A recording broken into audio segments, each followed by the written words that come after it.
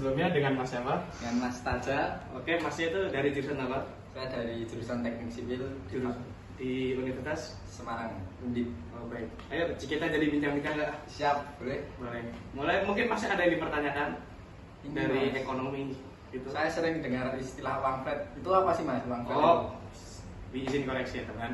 Jadi itu uang fiat. Uang fiat itu adalah uang kertas. Masnya kan kalau jajan kan pakai uang kertas kan? Iya.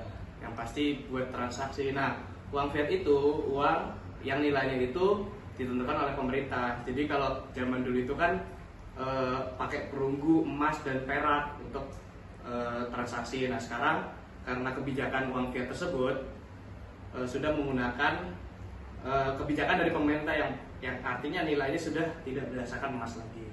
Jadi berbeda dengan yang dulu yang pakai emas ya? Ya betul, karena dulu ada istilah gold standard yang dimana nilai uang itu masih berdasarkan emas. Jadi misalnya harga emasnya sekian itu akan menentukan nilai uang. Namun sekarang sudah menggunakan uang fiat kertas yang kita pakai sekarang ini. Terus kalau Signorex itu apa ya Mas? Nah, kalau Signorex itu adalah keuntungan yang diambil pemerintah ketika mencetak uang. Jadi misalnya pemerintah ini mencetak uang senilai 100.000. Nah, tentu ada biaya cetaknya kan. Biaya cetaknya mungkin 1.000. Nah, kalau misalnya satu uang itu biayanya senilai 1.000, itu tentunya kan pemerintah nggak mungkin cuma nyetak satu uang doang, pasti nyetaknya banyak. Jadi dari keuntungan itulah yang dinamakan Signorex. Bisa perkenalkan Masnya siapa? Perkenalkan, nama saya Nafisa Dida Dari Fakultas Ilmu Bahasa Dari universitas mana? Universitas 11 Maret. Oke, baik. Oke, Masnya mungkin ada yang penasaran juga nih tentang ekonomi ini. Mungkin saya mau menanyakan hal yang sering beredar di masyarakat ya Mas. Mungkin mengapa terlalu banyak uang beredar itu bisa menyebabkan inflasi Mas? Oke, karena ketika uang beredar itu terlalu banyak namun barang yang disediakan sedikit, otomatis nilai barang tersebut akan naik dan menjadi langka kan. Jadi barang tersebut akan harganya naik jadi lebih mahal. Nah itulah yang dinamakan inflasi Mas. Mungkin bisa disebutkan Mas, mungkin ada sejarahnya dari itu. Oke, mungkin kita kaitkan dengan sejarah Bani Mamluk aja, yang dimana sempat terjadi inflasi juga dengan mata uang mereka pada saat itu, yaitu fulus atau perunggu Mas. Jadi pada saat itu memang ada krisis yang dimana kebanyakan fulus itu beredar, namun barangnya yang disediakan itu sedikit, sehingga menyebabkan inflasi yang dimana barang-barang pada saat itu harganya pada naik Mas. Terus mengapa mereka tuh mencetak banyak uang Mas?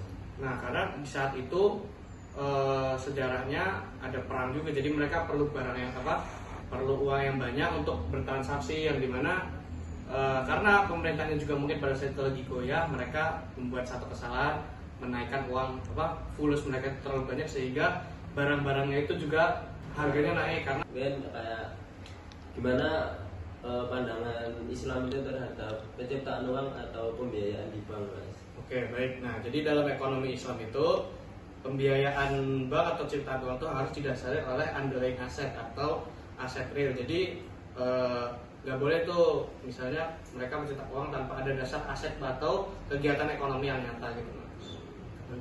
Kenapa harus begitu Mas? Ya karena pertama, kalau Islam itu nggak memperbolehkan penciptaan uang atau pembiayaan itu metodenya spekulatif, yang artinya hanya bukan membayar dan memprediksi. Namun pencetakan tersebut harus tidak didasari dengan ekonomi kegiatan real seperti produksi atau distribusi. Jadi aset yang diperlihatkan itu nyata Mas.